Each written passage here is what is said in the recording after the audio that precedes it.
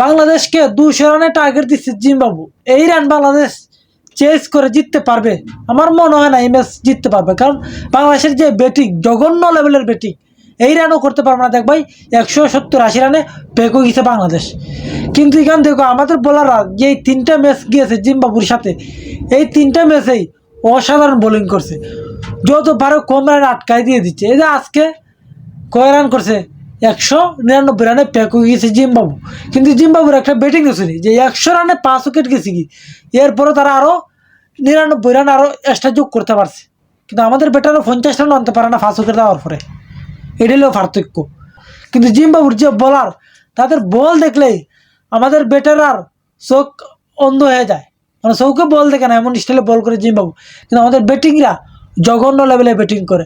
আজকে তুমি দেখো জিম্বাবুর 100 রানে 5 উইকেট গেছে গায়ে, এরপরও তারা আরও 99 রান এড করতে পারছে লাস্ট 5 উইকেটে। কিন্তু আমাদের ব্যাটিংরা 5 উইকেট যাওয়ার পরে তো 20টা রান লাগে, ওই 20টা রান আনতে পারবে না বাংলাদেশের ব্যাটাররা। আর এই ম্যাচ হারার সাথে সাথে দেখবে বাংলাদেশ বাংলা ওয়াশ হয়ে গেছে। বাংলা ওয়াশ থেকে বাঁচতে পারবে না এই ম্যাচে বাংলাদেশ, কারণ এই বাংলাদেশের যে ব্যাটিং, এই ব্যাটিংয়ে মনে হয় না বাংলাদেশ আজকে জিতবে। আপনারা কী করেন, বাংলাদেশ কি ম্যাচ জিততে পারবে নাকি বাংলা ওয়াশ হয়ে যাবে, সেটা কমেন্টে বলে যান।